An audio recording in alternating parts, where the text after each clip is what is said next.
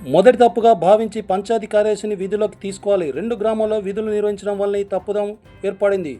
పంచాయతీ కార్యదర్శుల సంఘం జిల్లా అధ్యక్షులు వంశీధర్ రెడ్డి ముఖ్యమంత్రి Revanth Reddy photo face recognition యాప్లో ఆర్డర్ వేసుకున్నారనే ఆరోపణలతో బుగ్గారం మండలం చందాయిపల్లి గ్రామ పంచాయతీ కార్యదర్శిని సస్పెండ్ చేయగా పంచాయతీ కార్యదర్శుల సంఘం ఆధ్వర్యంలో సోమవారం మధ్య సమావేశం నిర్వహించారు. ఈ సందర్భంగా జిల్లా పంచాయతీ కార్యదర్శుల సంఘం జిల్లా అధ్యక్షులు వంశీధర్ రెడ్డి మాట్లాడుతూ సస్పెండ్కు గురైన పంచాయతీ కార్యదర్శి రాజన్నకు మరో గ్రామ పంచాయతీ అయిన సిరికొండ కూడా ఇన్ఛార్జిగా బాధ్యతలు నిర్వహిస్తున్నారని, ఆ సమయంలో చందాయిపల్లెలో నిర్ణీత సమయంలోగా అటెండెన్స్ వేయాల్సి ఉండగా అక్కడి గ్రామ సహాయకునికి అటెండెన్స్ వేయమని చెప్పడం వల్ల ఈ పొరపాటు జరిగిందని, ఇది కావాలని చేసిన పొరపాటు కాదని మొదటి తప్పుగా భావించి పంచాయతీ కార్యదర్శిని విధులోకి తీసుకోవాలని విజ్ఞప్తి చేశారు రాష్ట్ర ప్రభుత్వాన్ని. నా పేరు వి వంశీధర్ రెడ్డి. నేను పంచాయతీ కార్యదర్శుల ఫెడరేషన్ జిల్లా అధ్యక్షుడిని. గత 2-3 రోజుల నుంచి పంచాయతీ కార్యదర్శుల ఇది ఫేక్ అటెండెన్స్ సంబంధించి మరియు బయోమెట్రిక్ సంబంధించి జరుగుతున్న సిచ్యువేషన్స్ కానీ మరియు సగటు పంచాయతీ కార్యదర్శి ఎదుర్కొంటున్న సమస్యల గురించి వీళ్ళ పరిణామాల గురించి మాట్లాడడానికి సమావేశం ఏర్పడుతుంది. ఈ సమావేశానికి వచ్చేసిన మా తోటి కార్యదర్శులకు, మీడియా మిత్రులకు అందరికీ నమస్కారం. అయితే మన శుక్రవారం నాడు మన గౌరవ కలెక్టర్ గారు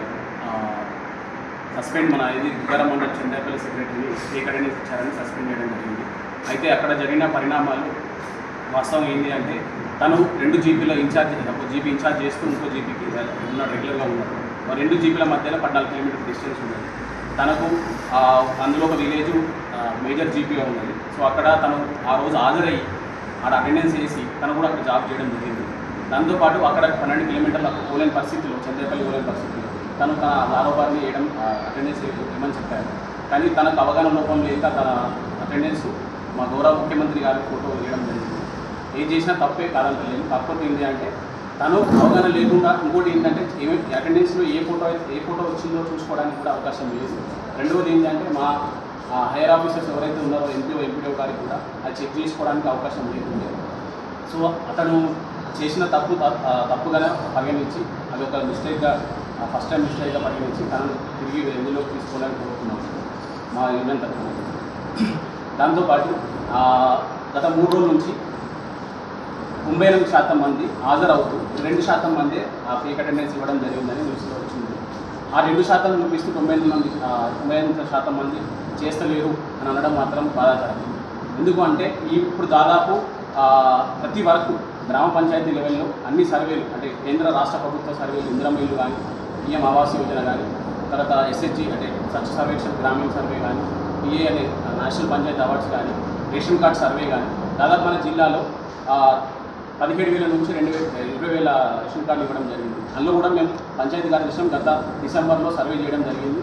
వీటితో పాటు మా గ్రామ పంచాయతీ విధులు నిర్వర్తిస్తూ ఏవైతే మా 100కు పైగా రికార్డులు మెయింటైన్ చేస్తూ, తర్వాత శానిటేషన్, ట్యాక్స్ కలెక్షన్ మరియు డ్రింకింగ్ వాటర్ చూసుకోవడం, దాని లీకేజ్లు చూసుకోవడం జరుగుతున్నది.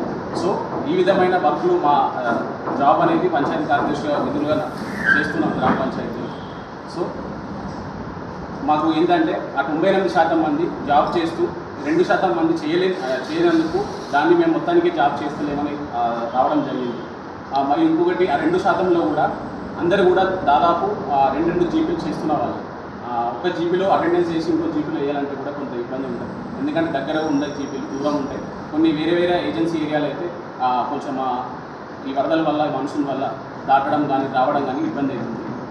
సో దాంతో ఈ 2% మంది చేయడం వల్ల 98% మందితో 9% మంది ఏదైతే మన చేస్తలేదన్న అపోహ ఉందో దానికి నివర్తించడానికి సమావేశం ఏర్పాటు చేయడం జరిగింది. మన ఇంకొకటి ఏంటంటే, దాదాపు 19 ఏళ్ల నుంచి గ్రామ పంచాయతీలో సర్పంచ్ లేక కార్యదర్శి నిధులు ఖర్చు పెడుతున్నారు. కానీ ఎటువంటి మాకు ఇంతవరకు ఏ ఫండ్, స్టేట్ ఫండ్ కావచ్చు, సెంట్రల్ ఫండ్ కావచ్చు రాలేదు. దాంతోపాటు మనకు ఏవైతే చెక్కులు, అంటే మేము లోకల్లో కలెక్ట్ చేసే ఏవైతే హౌస్ ట్యాక్స్ ఉన్నాయో అవి మేము బ్యాంకులో జమ చేస్తూ వాటికి మేము బిల్లులు పెట్టుకున్నా కూడా ఇంతవరకు అది క్లియర్ కాలేదు.